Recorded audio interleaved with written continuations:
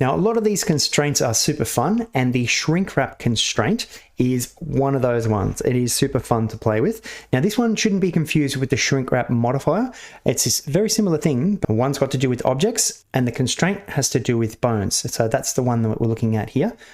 And this constraint actually requires another object. So I've already gone ahead and added myself a Suzanne monkey head. Hello, Suzanne.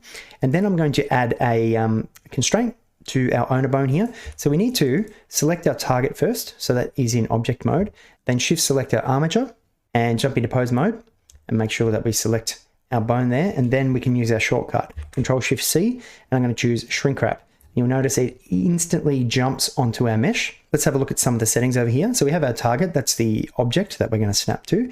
Now the distance is going to be the distance away from whatever mode that we have here. So at the moment it's on the nearest surface point. If we change that, it's going to be 0.4 meters away from the nearest surface point. That's what this distance setting does. I'll just reset that. And we're going to change this to project.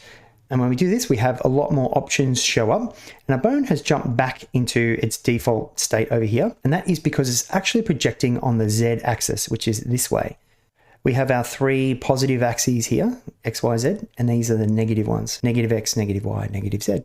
And of course, our space is a local space, so it's projecting according to the local space of our bone. So I'm going to change it to the X axis, that is the positive X, and you'll see it jump and snap onto our mesh. So let's go bang, there we go.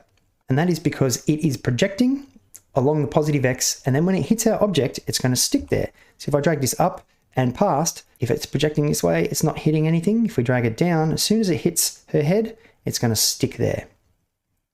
If we drag it on the inside, it's actually snapping to the inside of our mesh on this side. I'll talk about that more in a moment.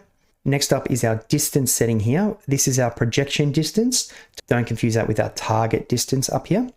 With this one at 0, it means it's going to project off into infinity. Like this setting is disabled essentially. But we can set a value here. Let's just set 1 meter. So now it's only going to project 1 meter in the positive X, and it's only going to snap there as soon as it gets within that distance. You see, boom. So that's what our projection distance does. The project opposite setting is going to use both the positive and the negative axis of what you have selected. So let me show you that. I'll grab my bone and move it over here. You notice it's not having any effect, and that's because it's projecting this way and not hitting anything. But if we go here, boom, and hitting her mesh. So if we choose project opposite, it's also going to project in the negative. Now with our face culling setting, this is how we can decide whether we want to ignore the front of the face or the back of the face.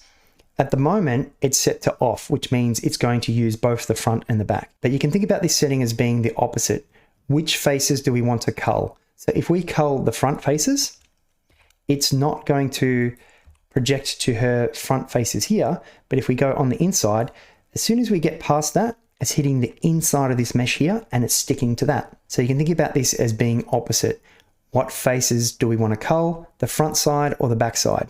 Underneath the face cull, there is an option called invert cull. When I recorded this section of the tutorial, I forgot to explain this properly, but this will invert the cull, but only if you have project opposite enabled as well. I don't have it checked in this freeze frame, which is why it's grayed out. But if you do have the project opposite enabled and this one turned on, it's basically going to do the opposite of what the cull says.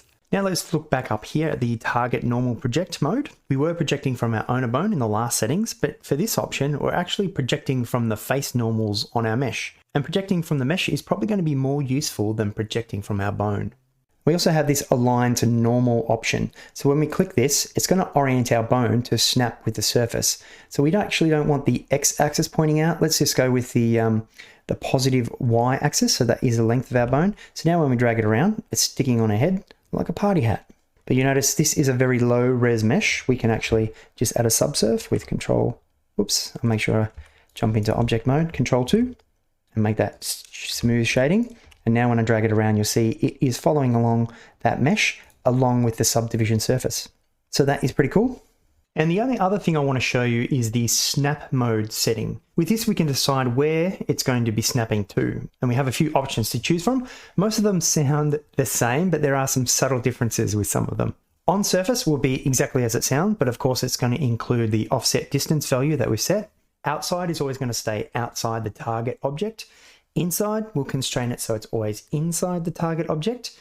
And our outside surface will stay outside the surface, obviously, but the offset will be calculated in the direction from the bone's original position, whereas above surface will calculate this distance from the normals of the mesh.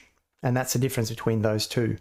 Now, if all that sounds confusing, because it is, in my experience, I can recommend just using the target normal project above surface and then align your normals along the Y. Then you're always going to have great party hats. But that's the shrink wrap constraint. Enjoy the party.